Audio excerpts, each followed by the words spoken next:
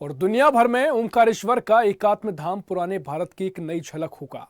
ओंकारेश्वर में लगभग 2200 करोड़ की लागत से 125 हेक्टेयर क्षेत्र में एकात्म धाम स्थापित होगा। पहले चरण में सितंबर 2023 तक आदि शंकराचार्य की प्रतिमा स्थापित की जाएगी। दूसरे चरण में अगस्त 2024 तक अंतर्राष्ट्रीय अद्वैत संस्थान की स्थापना होगी।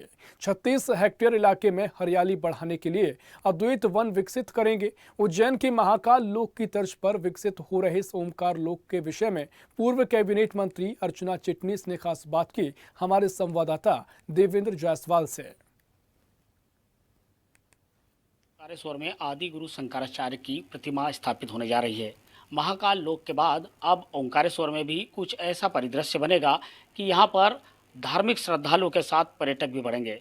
आदि गुरु शंकराचार्य की जो मूर्ति स्थापना हो रही है और ओंकारेश्वर को एक अलग धार्मिक स्थल के साथ दार्शनिक स्थल बनाने की कवायद की जा रही है। हम पूर्व मंत्री अर्चना चिटनीस जी से बात करेंगे। दीदी, किस तरह का एक प्रयास है सरकार का और एक नया ओंकारेश्वर में भी दर्शन करने को मिलेगा लोगों को?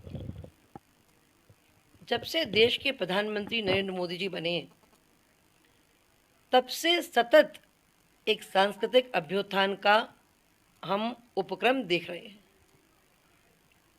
वो योग दिवस से लेकर हम काशी विश्वनाथ मंदिर का जिस प्रकार से जीर्णोद्धार हुआ है और फिर भी शिवलोक हमने अपने उज्जैनी में देखा और मध्य प्रदेश के मुख्यमंत्री जी भी लगातार इस दिशा में काम करते रहते हैं और अपने खंडवा जिले के ही ओंकारेश्वर पर्वत पर वहाँ शंकराचार्य जी की मूर्ति की स्थापना, ये एक इतना अच्छा विचार है कि हमें शंकराचार्य जी ने उपनिषदीय परंपरा को और सरल, सहज और प्रासंगिक करके दिया।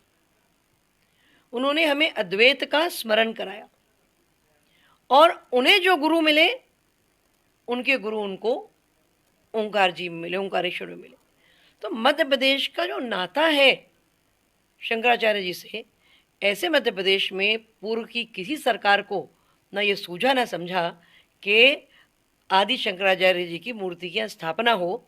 अब मूर्ति की स्थापना तो हो ही नहीं है, साथ ही साथ बहुत जल्द जिस प्रकार का विकास हमने उज्जैन में देखा है शिवलोक का, उसी तर्ज पर आने वाले दिनों में हम अपने ओंकारेश्वर को सजता संवरता देखेंगे।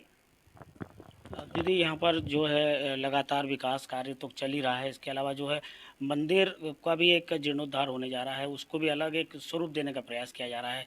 तो आप क्या कहना चाहेंगे इसको लेकर? लोग भी जो आते हैं और श्रद्धालु बढ़ते जा रहे हैं, तो और क्या क्या सुविधाएं होनी चाहिए सरकार की और आगामी क्या प्रयास? एक बहुत बड़ा प्रोजेक्ट है और उस प्रोजेक्ट पर बारीकी से काम करा है, उस पर लोगों के सुझाव मांगे हैं और सड़क, पानी, बिजली, अस्पताल, स्कूल, ये सब देना तो सरकार की मौलिक कर्तव्य है। सरकार का ये करना ही चाहिए।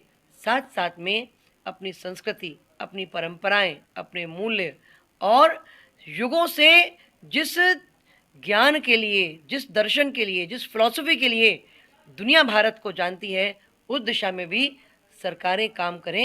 ये हमने केवल पिछले दिनों ही देखा है और अपनी कल्पना से बेहतर, कल्पनातीत मंदिर आने वाले दिनों में हम ओंकारेश्वर भगवान का देखने वाले। तो ये थी पूर्व मंत्री अर्चना चिटनीस जी, जो बता रही थी कि न केवल यहाँ की संस्कृति बल्कि यहाँ के एक धार्मिक क्षेत्र का एक अलग ही स्वरूप देने का प्रयास सरकार द्वारा किया जा रहा है, जिसकी आने वाले समय में और भी यहाँ पर महत्व बढ़ेगा। देवेंद्र जायसवाल, स्वदेश न्यूज, ओंकारेश्वर।